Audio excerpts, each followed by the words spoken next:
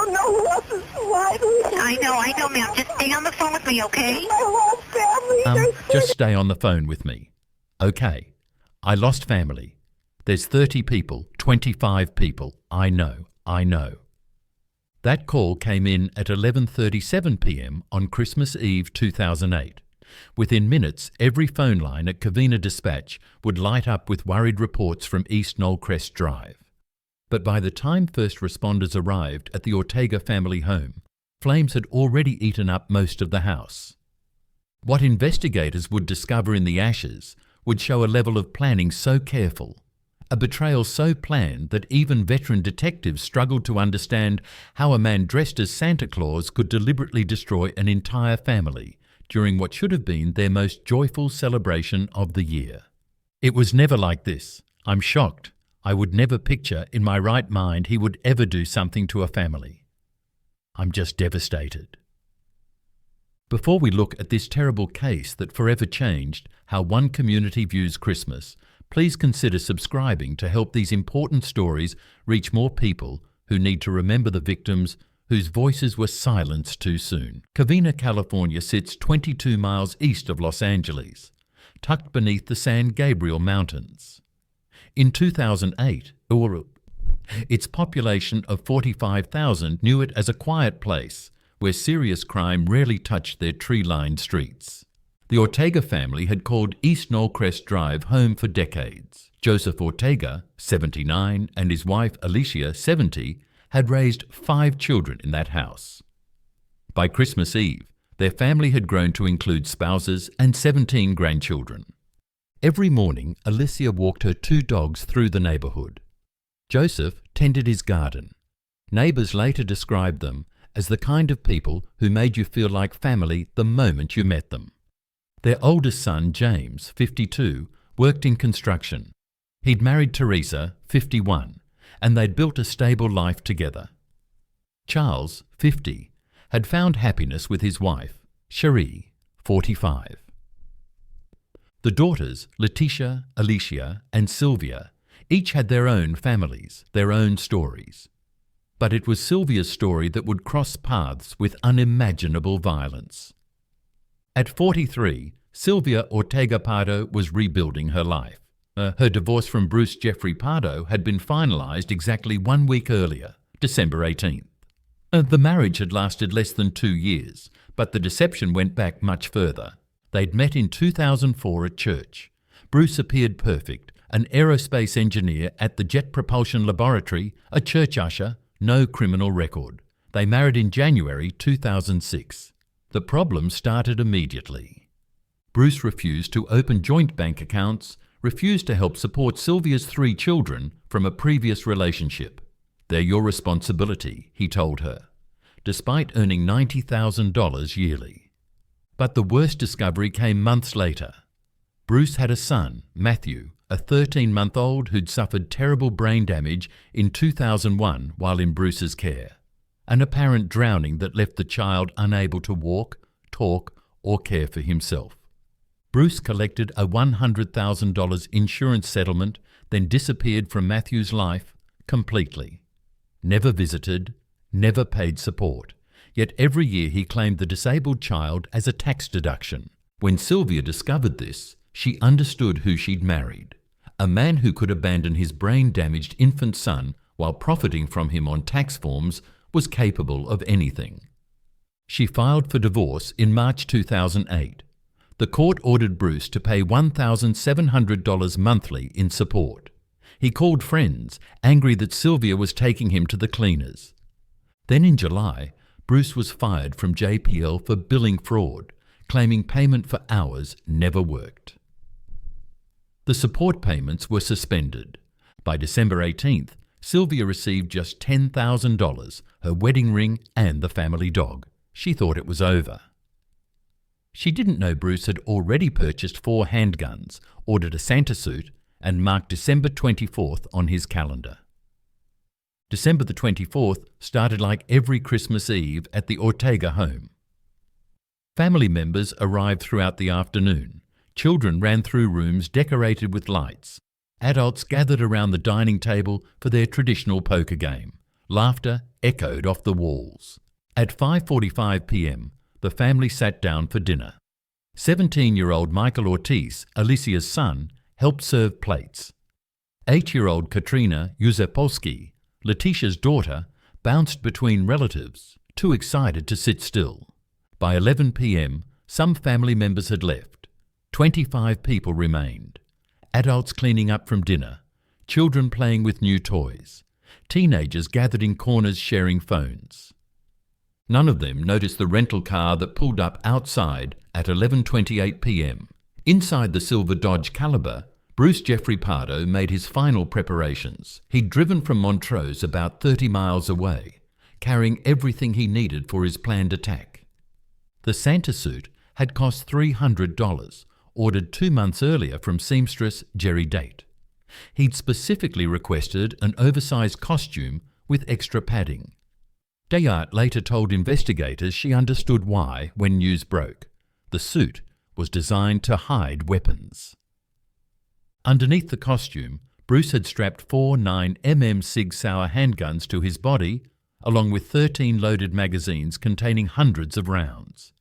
He also carried a large gift-wrap box containing his most destructive weapon, a homemade flamethrower. Bruce had modified an air compressor to spray racing fuel at high pressure, filling it with 18 gallons of fuel. He'd tested the device before and knew what it could do. The timing wasn't random. The Ortega family had maintained a yearly tradition where a neighbour dressed as Santa visited their Christmas party. That neighbour had recently moved away.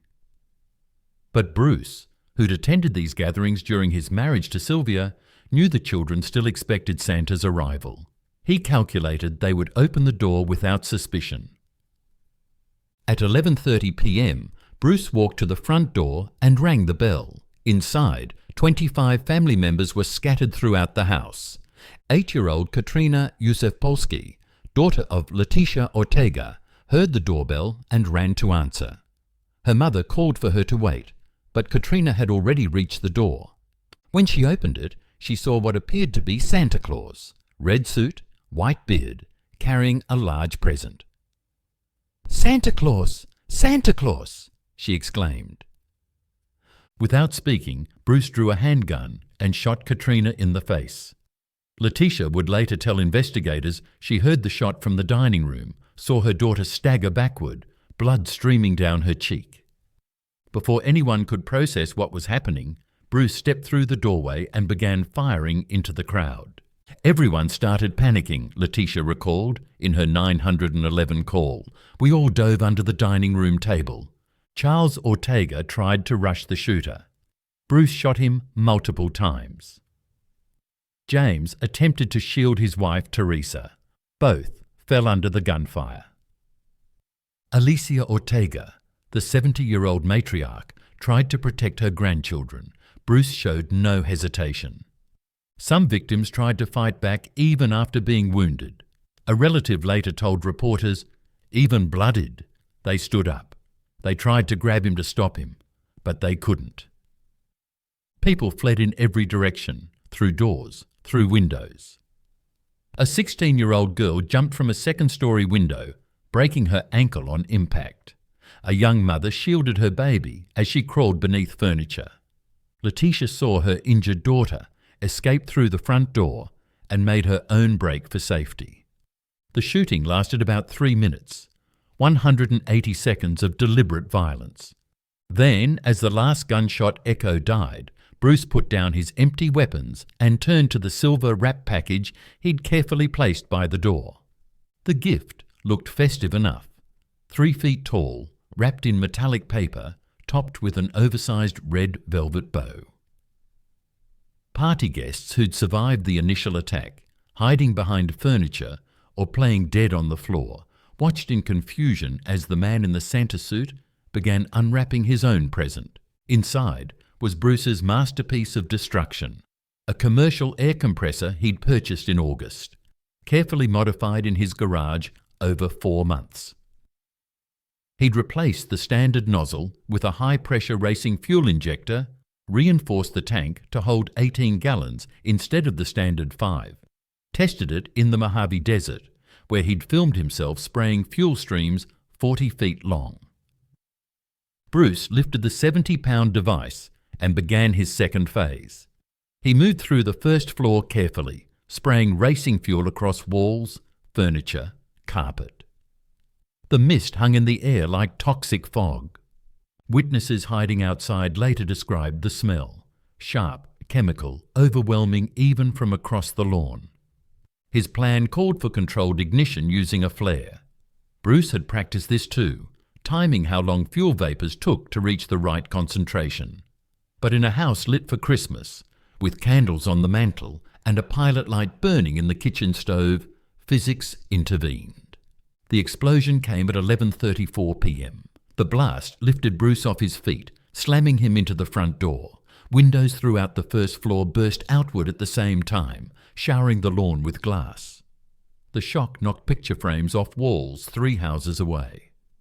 The fireball that followed reached temperatures exceeding 1,500 degrees Fahrenheit. Bruce's Santa suit, polyester velvet with acrylic fur trim, instantly became like burning gel against his skin. The fake beard melted into his jaw and neck. The padding liquefied, fusing with flesh on his arms and torso. His hands, which had been holding the sprayer, suffered the worst, third-degree burns that destroyed nerve endings down to bone. Somehow he managed to stand, to run. Neighbours flooded 911 with calls. "What's your address, Mum?" "Mum, I understand. I need to know your address. When he shot, I heard the shots and they were like poppers and I wasn't sure what it was. So everyone started panicking and running. So we all dove under the gun. Some of us dove, some of us left. I don't know. My daughter has been shot. She was shot in the face on the side and she's bleeding. I know. I let the officers know. The officers are making sure it's safe for the paramedics. I need a bandage, please. I don't know who else is alive. I know. Ma'am, just stay on the phone with me. Okay. I lost family. There's 25 people. I know. By 11:37, all 6 emergency lines at Covina Dispatch were active at the same time. Callers reported different pieces of the same nightmare: explosions, automatic gunfire, a massive structure fire, children jumping from windows, a burning figure in a Santa suit stumbling down the street. Lieutenant James Buchanan arrived first. His later testimony captured the scene. "When I pulled up, it looked like the apocalypse. Fire was shooting 30 feet above the roofline. The heat was so intense we couldn't get within 50 feet of the structure. And the screaming. Neighbours screaming about people trapped inside, survivors screaming for help, sirens screaming from every direction." Inside that inferno, 9 members of the Ortega family were beyond help. Some had died from gunshots before the fire reached them. Others died from smoke inhalation as flames consumed the first floor. The heat grew so intense it melted copper pipes, burned wooden beams to ash, and destroyed the dental records that would normally identify victims. Fire crews battled the blaze for 8 hours. They poured 40,000 gallons of water onto the structure. But for the Ortega family trapped inside, those efforts came far too late. Joseph and Alicia Ortega, their sons James and Charles, James's wife Teresa, Charles's wife Cherie, their daughter Alicia Ortega, Alicia's 17-year-old son Michael, and Sylvia, Bruce's ex-wife, his primary target, all shot before the fire consumed them. When police and fire crews arrived just before midnight, the house on the quiet cul-de-sac was covered in flames. Police responding to frantic 911 calls found people running for their lives and heard descriptions of the nightmare inside. They were told that a person had come to the house dressed in a Santa Claus outfit and upon entering the house had opened fire on the persons attending a Christmas Eve celebration. On first look, inspectors reported finding 3 burned bodies. In daylight, 3 more bodies were found. Investigators would later find that he set up several rental cars across different parts of Los Angeles, like pieces on a chessboard. One of those cars was parked close to his ex-wife's divorce lawyer's home, which led detectives to believe the attorney might have been a secondary target he never got the chance to reach. Inside that vehicle were road maps stretching across the southwest all the way down to Mexico, along with enough basic supplies to support someone travelling for days without stopping. He even booked a plane ticket out of LAX to Moline, Illinois, scheduled for early Christmas morning. To anyone who asked, he said he would be spending the holidays in Iowa with family. To support that lie, he wrapped $17,000 in cash around his body, sealing it under layers of plastic wrap and duct tape. Money meant to keep him moving while on the run. But all of those plans collapsed the moment he suffered severe burns during the attack. Not long after midnight, security cameras caught him on an ATM surveillance video around 12:43 a.m. The footage showed a man barely able to stand from the pain. His hands were covered in makeshift bandages ripped from what was left of the Santa suit. Parts of the costume had fused into his skin from the extreme heat, and removing it would have required a hospital, something he clearly knew he couldn't risk. Instead of driving to the airport or heading toward the border as his escape plan outlined, Bruce made a desperate choice. He got back into his car and drove roughly 30 miles to Sierra Madre, where his brother Brad lived. At the time, Brad wasn't home. He was attending a Christmas party and wouldn't be back until around 3 a.m., leaving the house quiet, empty, and waiting. Investigators would later recover Bruce's car from Brad's driveway.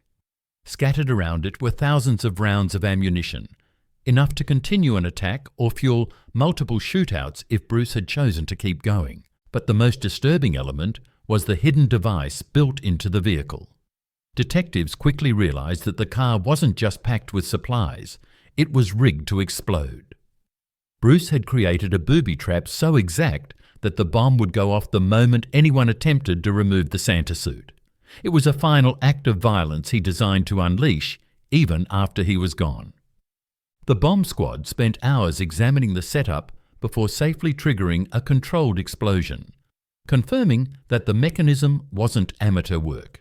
It required planning, patience, and a clear intent to cause as much destruction as possible. At about 1:30 in the morning, alone in his brother's quiet house, Bruce Jeffrey Pardo reached the end of his plan.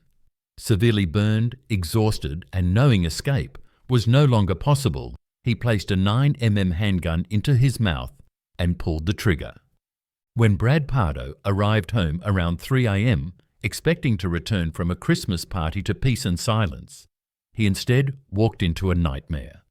Bruce's body was lying on the floor in a pool of blood. Nearby, detectives later found a second handgun.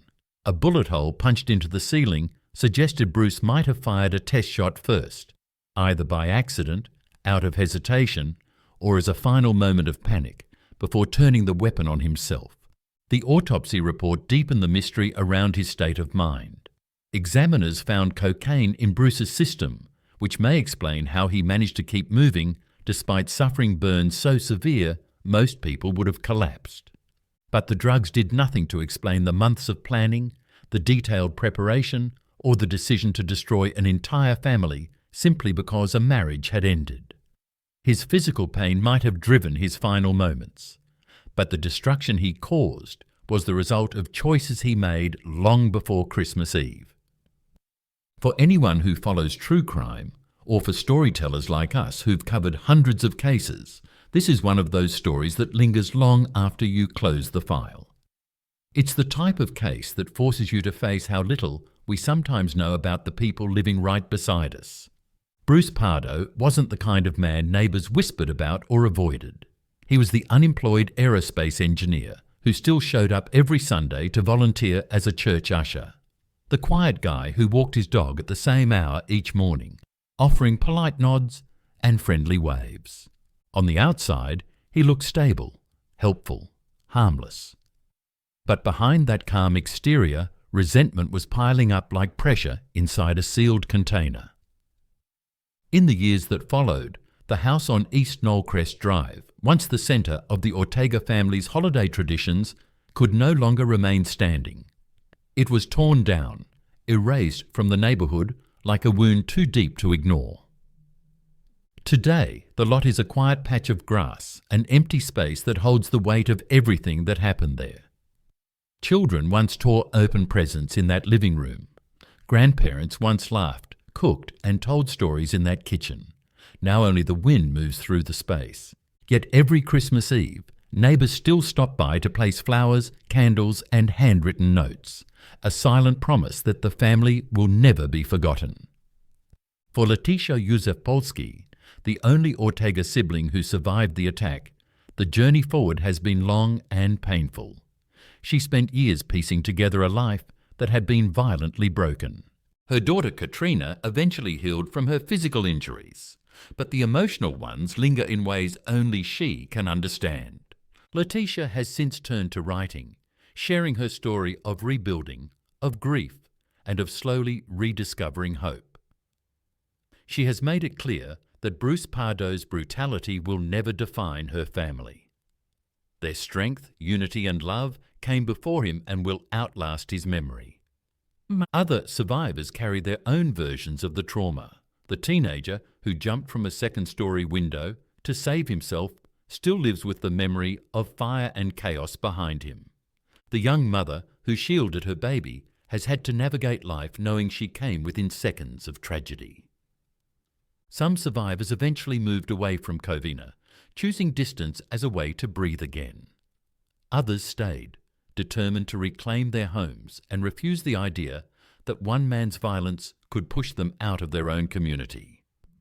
And every December 24th, as the clock nears 11:30 at night, the city grows unusually still. People who lived through that night can't help but glance at the time. They remember the Ortega family setting up for their annual poker game. They remember kids racing around the house with energy only Christmas can spark. And they remember the sound of the doorbell, a simple chime that marked the last moment of normalcy before everything changed. In 2010, the punk icon Polystyrene of X-Ray Specs released a haunting track titled Black Christmas, written in response to the Covina massacre. The song immediately divided listeners. Some felt it stepped too close to exploitation, turning a real family suffering into art.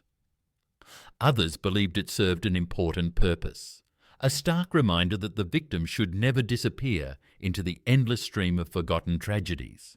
Whether welcomed or criticised, the song became part of the public memory, a piece of the Ortega family's legacy that reached far beyond the boundaries of their neighbourhood.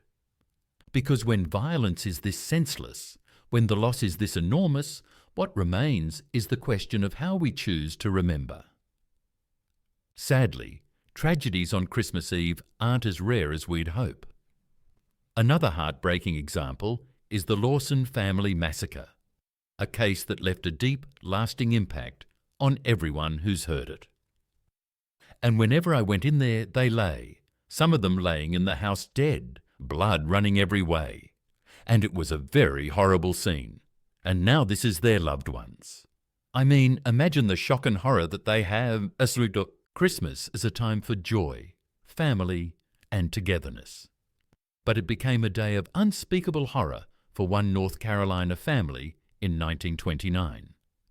On December the 25th, Charlie Lawson, a well-respected farmer in Germantown, shattered the holiday spirit forever when he brutally murdered his wife and 6 children. This then raises the question, what drove Charlie to commit such a monstrous act? Was it financial strain, madness, or something far more sinister? Stay tuned as we unravel the disturbing mystery behind the Lawson family murders, a tragedy that continues to haunt the small town of Germantown. Charles Davis Lawson, also known as Charlie Lawson, was born on May 10th in 1886 to Augustus and Nancy Lawson. The family lived in Lawsonville, where Lawson would later meet his wife, Fanny Manring. Fanny and Lawson got married in 1911 and went on to have 8 children. Unfortunately, their third child, a son named William, passed away when he was only 6 years old in 1920 due to pneumonia. The surviving children were 17-year-old Marie, 16-year-old Arthur, 12-year-old Carrie, 7-year-old Maybelle, 4-year-old James, 2-year-old Raymond, and 3-month-old Mary Lou. 7 years after he got married, Lawson moved his entire family to Germantown, a small town in North Carolina that to this day has a population of less than 1,000 people. Wanting to be close to his family, Lawson's two younger brothers, Elijah and Marion, lived in Germantown with their families and had paved the way for tobacco farming. Lawson began working as a sharecropper until he managed to save enough money to buy a small piece of land for his family on Brook Cove Road. This land was right next to his brother's, which gave the family the much-needed family time that they had desired before moving to Germantown. He would work in the fields in the morning, and by evenings he would rebuild the tobacco barn, along with Fanny and their two older children, Marie and Arthur. One day, while working inside the tobacco barn, Lawson had an accident with a piece of rotten timber and an axe. After his head injury, people around him began to notice changes in Lawson's personality. Although he was always known to have a temper, Lawson's anger outbursts not only got worse, but also became more frequent. Perhaps this injury was what caused Lawson to kill his entire family a few years later. The Lawson family was known to be nice and normal in all the ways that mattered. Right before Christmas of 1929, the Lawsons had a particularly good tobacco harvest, which is why it was not odd when Lawson took his family shopping in Winston-Salem, another city in North Carolina that was about 20 kilometres away from Germantown, just 2 weeks away from Christmas. No one thought that it was out of the ordinary for the family to go shopping. Since it was the beginning of the Great Depression, it was not normal for working-class families to openly shop. This would only make sense if Lawson had planned the murders ahead of time and was not thinking long-term. It was reported that Lawson had also told his family that the shopping was all part of a big Christmas surprise for the family. Lawson also took things one step further when he took the family to get a family portrait. Once again, this was uncommon and unheard of among working-class families, as it was a bit expensive. The family portrait itself was a bit strange, with Marie standing next to Lawson, looking angry and upset at something. To her left, Lawson looks smug while Fanny looks worried. To this day, no one knows the circumstances surrounding the strange family portrait. 2 weeks later, on December the 25th, 1929, Lawson and his oldest son Arthur went out rabbit hunting, a tradition that was followed every Christmas by the people in Germantown. This would also explain why no one was alarmed at the sound of shooting later that day. At the same time, his daughter Marie baked a 2-tiered cake and carefully decorated it with icing and raisins. By the time the two of them reached their hunting spot, Arthur realized that they did not have ammunition. He then asked Lawson if he had any ammunition, but was told that there were no bullets left. After Lawson sends Arthur to fetch more bullets from the market, he begins his massacre. To this day, no one knows why Arthur was sent away. Why did Lawson decide to keep his oldest son alive? Was it merely a coincidence or carefully planned because he thought that Arthur might have been able to stop him? Maybelle and Carrie, who were on their way to their uncle's house to wish them a Merry Christmas, went through the tobacco barn, unaware that their father was hiding inside, waiting for them. As soon as the two of them passed by the barn, Lawson shot them with a 12-gauge shotgun.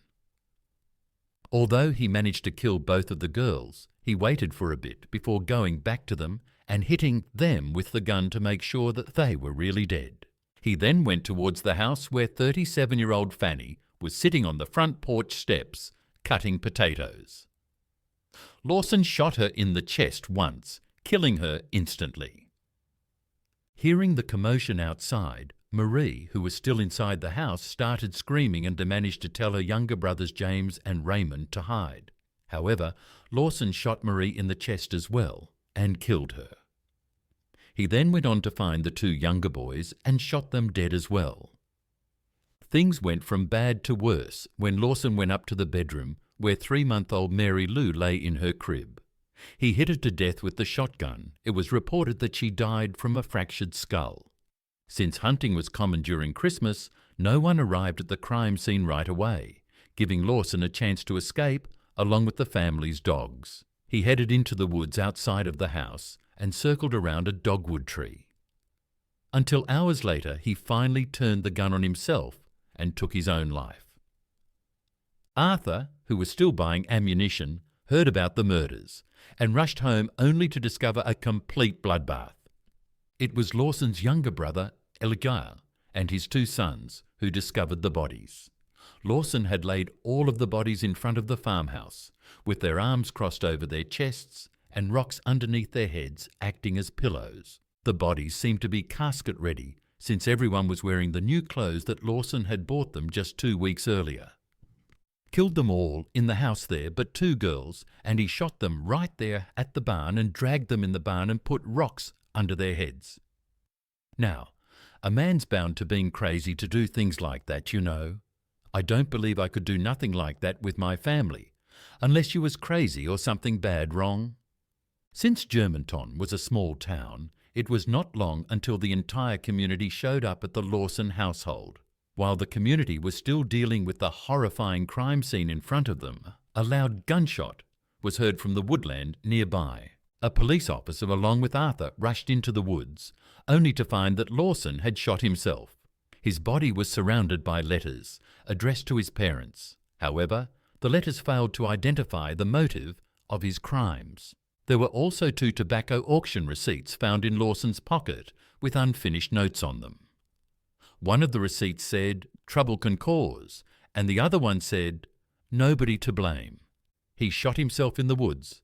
He carried him a stick and turned the gun right towards the man his heart and shot himself right in the heart. It was a horror story. It was a national story. It made the front page of the New York Times, so it was more than just a local story. It reportedly snowed anywhere from 6 to 8 inches that day, which is why it was easy to see that Lawson had walked around the dogwood tree, as there was a patch of snow missing from the area, likely thinking about his next move. The Lawson family home was located on top of the hill, which made it harder to get the bodies down. Bed sheets were borrowed from the Lawson household to create makeshift sleds. The bodies were then dragged down the hill and taken to Walnut Cove Funeral House. However, since the town had a very small population, it was not surprising that the funeral home was not equipped to handle 8 bodies at once. The bodies were then transported to Madison Mayodan's funeral parlour on Murphy Street. The autopsies for all 8 bodies were conducted by Dr. C.G. Hasselbach, who was the Stokes County coroner. He, along with Dr. Spotswood Taylor, a pathologist who worked at Johns Hopkins Medical Center in Baltimore, spent the entire night working together. Dr. Taylor, who was home for the Christmas holidays, decided to remove Lawson's brain from his head for further examination and placed it in a jar of preserved formaldehyde, a medical preservative. His reasoning for this was to examine the brain closely to see if any abnormalities would provide some insight into why Lawson had decided to go on a rampage. They discovered that although his brain was smaller than usual and the center part of it was underdeveloped, there were no abnormalities that stood out, or at least anything that would provide an explanation for his behavior.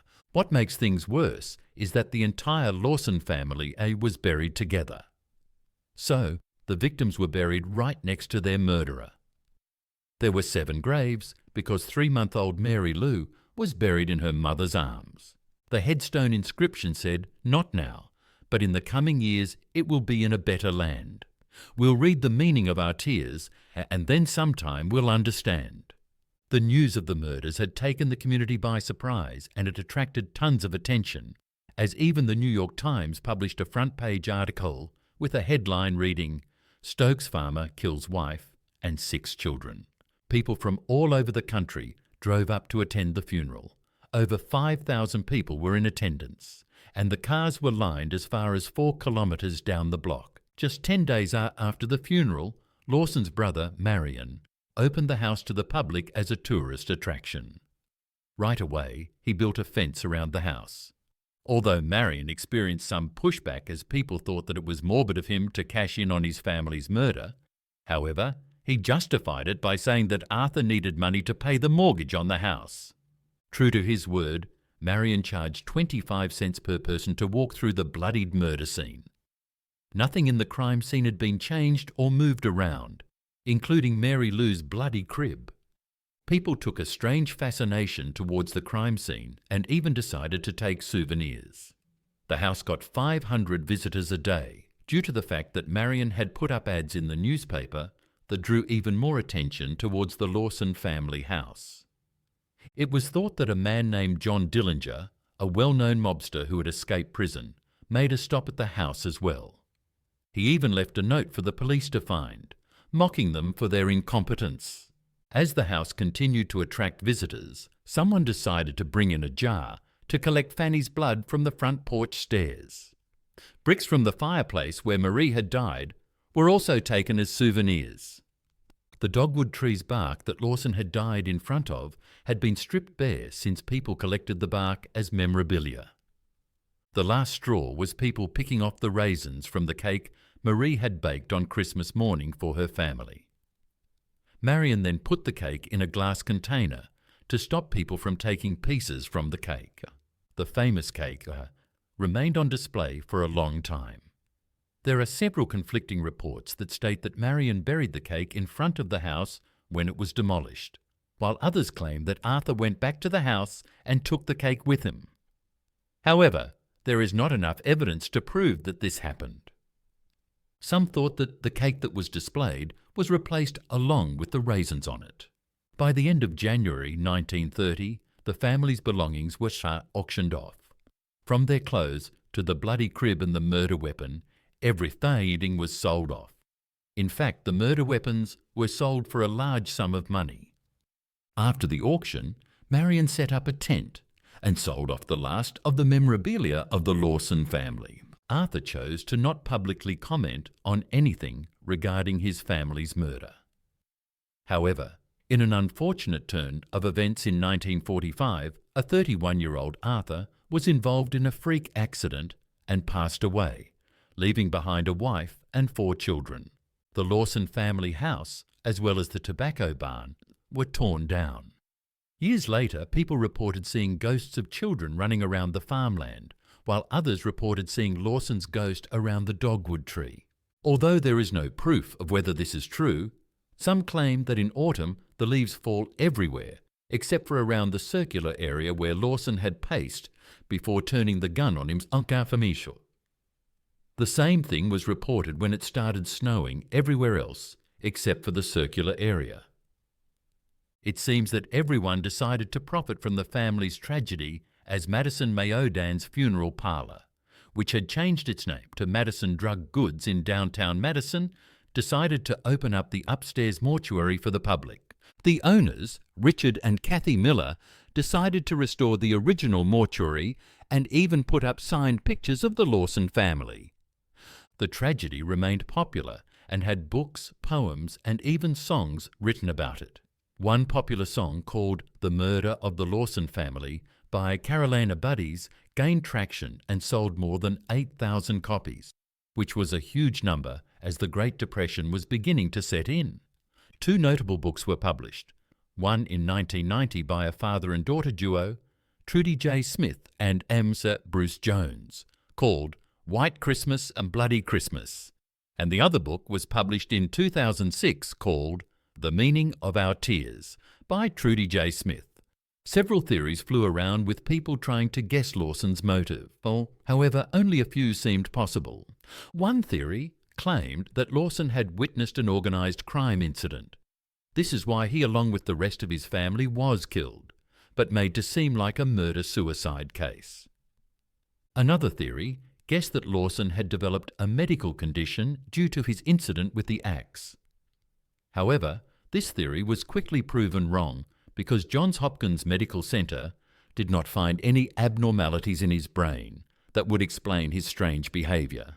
It is not far-fetched to think that autopsies in that day and age were not as thorough as they are today.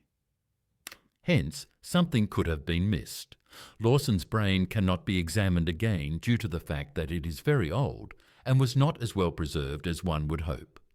One theory, which is one that is widely believed since there is some evidence to back this up, is that Marie was sexually assaulted by her father and had gotten pregnant as a result. This theory did not come out until 1990, when the book White Christmas, Bloody Christmas was published. The author interviewed a relative of the Lawson family named Stella Lawson, who was the daughter of Jetty Lawson. Jetty was Charlie Lawson's sister, but had died in 1928. Stella reported that she had heard some of the older women in her family talking about the fact that Fanny had been worried about an inappropriate relationship between her husband and daughter, Marie. Since Jetty passed away a year before the murders, there was no way to confirm or deny these rumours. In the book, The Meaning of Our Tears, Trudy J. Smith interviewed Ella May, a good friend of Marie Lawson. Ella reported that Marie had told her friends during a sleepover that she was pregnant with her father's child, and that her mother knew about it as well. Another testimony came from Sam Hill, a close friend and neighbour of the Lawson family, who claimed that the Lawsons were going through some serious troubles, and that fights between Fanny and Lawson had become more frequent. He also revealed that Lawson had threatened Marie and told her that if she exposed their relationship, there would be some killing done. Although the autopsies did not report any pregnancies, there can be several explanations for it, including the fact that the coroner could have hidden some of his findings to protect the family from more shame. Another explanation could be that the standard autopsy procedure at the time did not involve checking for potential pregnancies. There is no sure way of knowing whether Marie was pregnant because even if she was, it was probably too early in the pregnancy to tell anything. This theory could also not be pursued further because by the time DNA sampling became common, Marie's body was far too old and decomposed to be able to tell anything. Since the coffins used were of lower quality as well, none of the bodies were preserved well enough for them to dig them up. This also brings us to the last theory, that Lawson found himself so deep in his financial problems that he decided to take out his entire family so that they could be together after death. After all, how can you explain why someone would kill a 3-month-old child? This is also possible since the Great Depression had been setting in, and it affected working-class families such as the Lawsons the most. What do you think drove Charlie Lawson to murder his entire family? What theory seems the most likely motive? Do you think Marie Lawson knew something sinister was about to happen? Share your thoughts in the comments below. If you want more videos like this, please be sure to like the video, subscribe, and hit the notification bell so you don't miss out on more true crime videos. Thank you for watching.